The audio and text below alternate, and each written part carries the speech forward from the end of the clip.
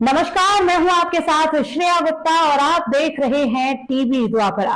और आज की हमारी सबसे बड़ी और चौंकाने वाली खबर अमेरिकी राष्ट्रपति डोनाल्ड ट्रंप का विवादित बयान है, जिसमें उन्होंने कहा है कि गाजा में तबाही के बाद फिलिस्तीनियों के पास वहां से निकलने के अलावा कोई विकल्प नहीं बचा है। उन्होंने मिस्र और जॉर्डन को सलाह दी है कि वे फिलिस्तीनियों को शरण दें और अमेरिका गाजा का पुनर्विकास करेगा। क्या अमेरिका सच में गाजा पर कब्जा करने की योजना बना रहा है? क्या ये मिडिल ईस्ट की राजनीति का एक नया मोड़ है? साथ ही इससे इजराइल हमास युद्ध पर क्या असर पड़ेगा? इन सभी पहलुओं पर आज हम चर्चा करेंगे। लेकिन आगे बढ़ने से पहले देश और दुनिया की तमाम खबरों से अपडेट रहने के लिए आज ही टीवी द्वापरा को सब्सक्राइब कर लीजिए और बेल आइकन के बटन को जरूर टैप कीजिएगा। और अब आपको बता दूं, अमेरिकी राष्ट्रपति डोनाल्ड ट्रंप ने इजरायली प्रधानमंत्री बेंजामिन नेतन्याहू के साथ एक प्रेस कॉन्फ्रेंस में ये चौंकाने वाला बयान दिया। ट्रंप का कहना है कि गाजा की मौजूदा हालत को देखते हुए वहां के लोगों के लिए बेहतर होगा कि वो किसी अन्य जगह पर बस जाए। उनका सुझाव है कि मिस्र और जॉर्डन इन शरणार्थियों को अपने यहां जगह दें, जबकि अमेरिका गाजा स्ट्रिप का पुनर्निर्माण करेगा। ट्रंप ने कहा कि अगर सही जगह मिल जाए और वहां अच्छे घर बना दिए जाएं तो ये गाजा लौटने से बेहतर होगा। इसके अलावा उन्होंने ये भी कहा कि अमेरिका गाजा में मौजूद खतरनाक बमों और हथियारों को हटा सकता है, नष्ट हो चुकी इमारतों को साफ कर सकता है और वहां आर्थिक विकास कर सकता है। उन्होंने दावा किया है कि इससे वहां रहने वालों को नौकरियों और घरों की असीमित सुविधा मिल सकती है। ट्रंप के इस बयान पर सबसे तीखी प्रतिक्रिया हमास की तरफ से सबसे पहले आई। हमास के वरिष्ठ अधिकारी सामी अबू जुहरी ने इसे गाजा में अराजकता और तनाव बढ़ाने की साजिश करार दिया। उन्होंने कहा कि हम अपने लोगों को उनकी जमीन से बेदखल नहीं होने देंगे। जरूरी यह है कि इजराइल हमारे लोगों पर किए जा रहे हमले बंद करे, ना कि उन्हें जबरन निकालने की कोशिश की जाए। साथ ही हमास के अलावा मिस्र और जॉर्डन ने भी ट्रंप के इस प्रस्ताव को खारिज कर दिया। वहीं संयुक्त राष्ट्र में फिलिस्तीनी प्रतिनिधि ने बयान जारी कर कहा कि दुनिया को फिलिस्तीनियों की इच्छाओं का सम्मान करना चाहिए, ना कि जबरन उन्हें उनकी जमीन से निकाला जाना चाहिए। यही नहीं, इसके साथ ही CNN की रिपोर्ट के मुताबिक अमेरिका इजराइल और हमास पर सीज फायर बनाए रखने का दबाव बना रहा है। ट्रंप और नेतन्याहू के बीच इस विषय पर गंभीर चर्चा भी हुई है। गौरतलब है कि 19 जनवरी को 15 महीने की जंग के बाद युद्ध विराम लागू हुआ, जिसमें बंधकों की अदला बदली की जा रही है।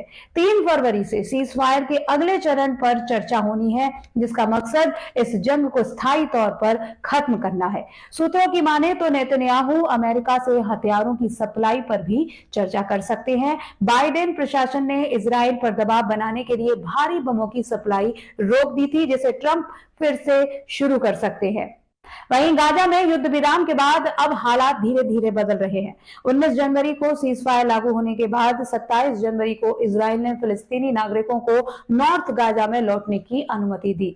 जंग शुरू होने के बाद करीब 10 लाख से ज्यादा लोग साउथ गाजा की ओर चले गए थे, लेकिन अब लगभग 3 लाख लोग नॉर्थ गाजा लौट चुके हैं। अल जजीरा की रिपोर्ट के अनुसार इजरायली हमलों में अब तक 47,000 से भी ज्यादा लोगों की जान जा चुकी है, जबकि 1.10 लाख से भी अधिक लोग घायल हुए हैं। ट्रंप इससे पहले कनाडा, ग्रीनलैंड और पनामा को अमेरिका में शामिल करने की बात कह चुके हैं।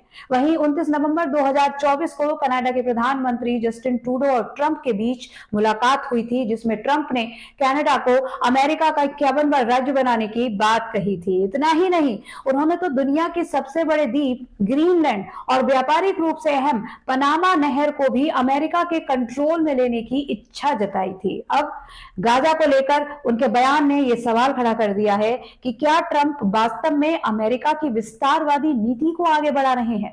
अब बात करते हैं इस पर अंतर्राष्ट्रीय समुदाय क्या कहता है। देखिए, यह संयुक्त राष्ट्र ने फिलिस्तीनियों के अधिकारों का सम्मान किए जाने की अपील की है। यूरोपीय संघ ने ट्रंप के बयान पर चिंता जताई और इजराइल फिलिस्तीन मसले का शांतिपूर्ण हल निकालने की वकालत की। रूस और चीन ने ट्रंप के इस प्रस्ताव का विरोध किया और गाजा में बाहरी हस्तक्षेप को खारिज किया। जाहिर है ट्रंप के इस बयान ने अमेरिका के भीतर भी बहस छेड़ दी है। डेमोक्रेटिक पार्टी के कई नेताओं ने इसे मानव अधिकारों का उल्लंघन भी करार दिया है। वहीं ट्रंप के समर्थक इसे मिडिल ईस्ट में स्थायी शांति स्थापित करने की कोशिश बता रहे हैं। अब ट्रंप का यह बयान मिडिल ईस्ट की राजनीति को नया मोड़ दे सकता है। अगर अमेरिका सच में गाजा का पुनर्विकास करता है तो क्या यह फिलिस्तीनियों के लिए सही होगा? क्या इजराइल हमास युद्ध को खत्म करने के लिए यह रणनीति कारगर होगी या इससे एक नया विवाद खड़ा होगा? क्या ट्रंप का अगला कदम वास्तव में कनाडा, ग्रीनलैंड और पनामा को लेकर कुछ बड़ा करने का होगा? इन सभी सवालों के जवाब आने वाले दिनों में साफ हो जाएंगे। फिलहाल यह साफ है कि ट्रंप के इस बयान ने पूरी दुनिया को सोचने पर मजबूर कर दिया है। आपको क्या लगता है? हमें कमेंट बॉक्स में जरूर बताएं। फिलहाल हम इस खबर पर अपनी नजर बनाए रखेंगे और आगे के सभी अपडेट आपको देते रहेंगे। फिर एक और खबर के साथ होगी आपसे जल्द मुलाकात। तब तक के लिए देखते रहिए टीवी द्वापरा। धन्यवाद।